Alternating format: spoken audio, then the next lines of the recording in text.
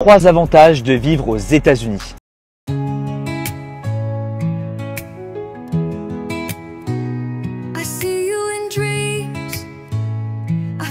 1. Le salaire. C'est connu, les salaires sont élevés aux États-Unis. Les opportunités de travail sont énormes. C'est le pays de l'entrepreneuriat. Tu peux littéralement passer de rien à millionnaire.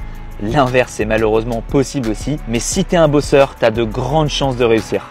2. La mentalité. Les Américains sont très chaleureux et très accueillants, ce qui est vraiment important quand tu arrives dans un nouveau pays. Et surtout, tu peux faire ce que tu veux sans jugement. Et ça, c'est agréable. Si tu veux, tu peux te réveiller, aller faire tes courses en pyjama et personne ne te regardera bizarrement. Et 3. Les paysages. Il y a de tout. Du chaud, du froid, le climat que tu veux, les plages paradisiaques avec Hawaï, les montagnes si tu veux avec le Colorado. Tu peux aller dans le désert avec l'Arizona. Tu peux aller dans les grandes villes avec par exemple New York, Miami ou Los Angeles. Et évidemment des petites villes avec par exemple la Caroline du Sud. Donc à ce niveau-là, c'est sûr que tu trouveras ton bonheur. Ouais les gars, je viens de finir mon petit footing là. Il faut qu'on parte des États-Unis. La vibe, elle est incroyable. Je vous explique. Les gens, ils sont trop friendly. Tu vois, quand tu cours, tout le monde dit salut. Quand tu es dans l'ascenseur, tout le monde dit « Oh, I like your shoes, I like your watch ». Tu vois, en fait, c'est une ville où, en fait, les gens, ils adorent faire des contacts. Ça veut dire, en gros, partout où tu vas, les gens, ils sont friendly, ils sont excusez-moi, ça fait un peu longtemps que j'habite dans des pays anglophones, donc les mots anglais sortent. Non, je rigole. Non, mais les gens, ils sont très, très gentils, très avenants. Ça change un peu de Dubaï, parce que je vous mens pas, j'ai fait 5 ans à Dubaï, et je vais sans doute revenir un jour. Mais tu vois, là-bas, les gens, ils sont beaucoup dans le comportement. Ils sont beaucoup dans le « je t'ai vu, mais je te dis pas bonjour ».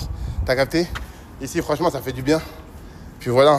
Si vous voulez plus de vidéos sur comment se passe les States, que je vous fasse plus d'anecdotes, n'hésitez pas à liker. Je suis une Africaine vivant aux États-Unis, bien sûr que donc, commençons. Je suis une Africaine vivant aux États-Unis, bien sûr que les gens pensent que je suis devenue automatiquement riche à partir du moment où j'ai mis mes pieds aux États-Unis. C'est-à-dire la famille, les amis, les connaissances, tout le monde pense que tu es riche parce qu'à partir de la 2e semaine, quand tu viens aux États-Unis, tout le monde commence par te parler de leurs problèmes. Ils vont t'appeler, j'ai tel problème, j'ai ci, je veux un téléphone, je veux un iPhone, alors que toi-même, tu n'as même pas encore iPhone. Comme moi, je suis sur les réseaux sociaux, on m'a déjà écrit, on m'a demandé, s'il te plaît, je veux que tu ouvres un restaurant pour moi. What the fuck? Même moi-même qui suis ici, là, je n'ai pas restaurant. Et c'est à toi que je vais venir ouvrir restaurant. Connerie. Genre, je dors sur l'argent, quand je me réveille, là, je me lave avec l'argent. Et l'argent qui est là, l'arbre qui produit l'argent, là, c'est dans ma maison. Et souvent, quand tu parles de l'argent auprès d'eux, ils vont dire « Oh, pour toi, c'est mieux que pour nous. Pour toi, ça sera mieux que pour nous. » Qui vous a dit ça? Hein? Qui vous a dit ça? On dit souvent que quand tu as 10 000, tu as problème de 100 000. Quand tu as 100 000, tu as problème de 1 million. Vous avez oublié. Ok, restez là-bas. Une Africaine vivant aux États-Unis, bien évidemment que les gens pensent que je n'ai pas de problème et que ma vie est rose. Je dors avec le sourire aux lèvres et je me réveille avec le sourire aux lèvres. C'est d'ailleurs pour cette raison qu'ils se permettent de venir t'écrire sans te demander comment tu vas. Et ils exposent tous leurs problèmes. Ma mère est malade, mon père est malade, mon enfant a les maux de tête, mon enfant n'arrive pas à aller aux toilettes. Et ils exposent tous leurs problèmes. Si tu peux leur prêter de l'argent ou bien si tu peux leur donner de l'argent. À partir du moment où tu donnes l'argent, ils ne vont plus demander d'après toi jusqu'à ce que le prochain problème n'arrive. Mais moi, j'ai compris votre jeu. Vous venez là, vous allez écrire fatigué, vous allez repartir.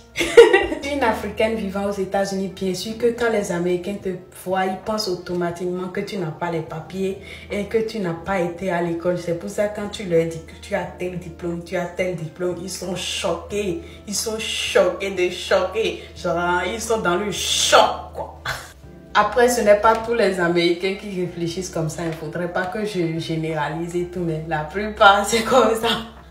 Je suis une Africaine vivant aux États-Unis, bien sûr que j'ai déjà subi le racisme plusieurs fois, à plusieurs reprises, pour rien du tout, juste parce que je suis noire. Je suis une Africaine vivant aux États-Unis, bien sûr que j'ai déjà fait les boulots de warehouse, Et enfin, je suis une Africaine vivant aux États-Unis. Bien sûr que je reconnais les Africains, c'est-à-dire quand je vais au supermarché ou quelque part, il y a d'autres Africains que je n'ai jamais rencontrés dans ma vie. Je les vois de loin. Je peux faire la différence. Ça, c'est un Africain. Genre, les Africains sont différents des Blacks américains. Quand tu vois, tu sais que ça, c'est un Africain et ça, c'est un Black américain. Bye! Quand tu vas au pays chercher une femme, tu la ramènes ici aux États-Unis. Après 6 mois seulement, elle te dit qu'elle veut te quitter. Elle va prendre la moitié de tes biens. Et non seulement tout ça, elle veut te mettre en gaz. On appelle ça comment si c'est pas la sorcellerie. J'ai un grand frère qui est arrivé au States dans les années 90. Le gars est go school, il a eu son doctorat, un bon boulot, il a baillé sa piole. Il fait venir sa mère du Cameroun pour les vacances. Elle arrive, elle voit une grande piole, pas d'enfant, pas de femme. Elle dit mon fils, je vais aller au pays, je vais te trouver une femme. Parce qu'entre temps, le gars tournait avec les Akata et il a toujours dit qu'il a peur qu'une Akata prenne tous ses biens et parte avec. C'est donc comme ça que sa mère, une fois en Boa, lui trouve une femme. Il descend, il charge l'enfant. 2 mois avant son accouchement, il lui fait un visa fiancé et monte. Une fois aux États-Unis et pour maintenir sa situation légale, le grand frère l'a épousé la même semaine. Et il a déposé ses papiers à l'immigration pour l'application de sa green card. 2 mois seulement après son accouchement, 4 mois après qu'elle soit arrivée aux États-Unis, scandale total. Le grand frère rentre du boulot un jour parce qu'il s'est senti mal à l'aise et il trouve le docteur qui a suivi sa femme pendant son accouchement en train de la charger chez lui. Je vous laisse imaginer la rage parce que le docteur en question, un Nigérian, c'est une connaissance du grand. C'est donc comme ça qu'un bang, coup de tête, coup de poing partout sur lui. La go maintenant, elle veut séparer la bagarre pour protéger son docteur. Elle vient maintenant pour entrer. C'est comme ça que le grand se retourne avec un coup de coude, pas intentionné, et cogne sa tête. Sans hésitation, comme si elle attendait ça, la go a directement appelé la police. Dès que les policiers arrivent, ils se rendent compte que le docteur est blessé. On lui demande s'il veut porter plainte. Comme c'est un monsieur marié, il dit que lui veut juste rentrer chez lui. On demande à la femme, est-ce que tu veux porter plainte? Les policiers étant sympathisants, sachant que effectivement rien ne s'est passé contre la femme, demandent encore et encore à la femme, est-ce qu'on doit le prendre? La go dit oui. C'est donc comme ça que la police prend le grand, on le bring en gas. Mais heureusement, son ami allait payer la caution, on l'a fait sortir en attendant sa date au tribunal. Entre-temps, vous vous rappelez de la maison, la grande maison qu'il a construite. Il était interdit d'accès jusqu'à nouvel ordre. Le grand frère, sachant qu'il allait tout perdre, son boulot, sa maison, sa fille, son compte bancaire, si le tribunal le trouvait coupable, décide de jouer sa carte de Mougou et de négocier avec sa femme pour qu'elle le laisse rentrer à la maison et qu'elle retire sa plainte. Pour faciliter les négociations, le grand frère a envoyé plus de 10 millions à sa belle-mère et sa belle famille Omboa pour qu'on essaye de la convaincre. Mais jusque-là, elle a dit zéro faute. Il a même demandé à certains membres influents de la communauté d'essayer de lui parler. Elle dit rien. Et alors, dans un Sia Congosa, quelqu'un a soufflé à la femme qu'il était de son intérêt d'arranger les problèmes parce que ses papiers n'avaient pas encore abouti. Et que comme elle était venue au States avec un visa fiancé, son mari était son devant-derrière pour l'obtention de sa green card. Et c'est comme ça que la fille s'est mise à la ligne. Elle a retiré sa plainte et elle a laissé rentrer à la maison. Le grand frère naturellement s'est excusé. Et il lui a dit que c'est plus important qu'il s'excuse auprès de sa belle famille au pays. Parce qu'il avait acheté une voiture toute neuve pour sa belle-mère. C'est comme ça qu'il a réussi à convaincre sa femme qu'il devait aller au pays. Le même jour qu'ils sont arrivés au Mboa, le grand frère a pris les passeports de toute la famille pour garder. Ils ont débarqué dans un vol de minuit. À 16 h, le grand frère avait déjà brûlé le passeport de sa femme et le laissé passer. Il était à l'aéroport avec sa fille pour rentrer au States. Je vais mentir pour gagner quoi? J'ai toujours l'argent. Regardez, plus de 500 $. Les détracteurs vont dire que ce sont les faux billets ou c'est pas assez. Mais je suis toujours chargé. Comme vous le savez, j'ai décidé de mettre tout mon argent dans l'influence pour influencer les influenceurs influents. Mon nom, c'est Gabin le Lion. Dans les relations à distance, il n'y a que l'homme qui est sérieux. Voilà une qui est devenue fou. Les gars, là, je suis en train de me prendre un contrôle de faciès. Si je finis comme George Floyd, c'est le dernier snap que vous aurez de moi. Comment il est trop méchant. I guess guess you're not driving this car today, are you? Because you're not leaving here until you have a license to present to me. You ran the stop sign back there. Okay. That's why you're being stopped. You did it right in front of me as I was stopping for the stop sign. Okay. So now you're driving without a driver's license to provide who you are. You say you're staying with a friend, you're there for 2 months. The picture you show me does not suffice, sir. It is a broken cutout picture with, I could see a cutout of a picture attached to an ID. Okay? It's not even, I can't even verify if that's authentic or not. I could go criminal on you and charge you for not having a valid license while operating a motor vehicle because you cannot prove to me that that license is real or good. Okay. Because you don't have it with you. See, that's how it works here. You don't get to do what you want.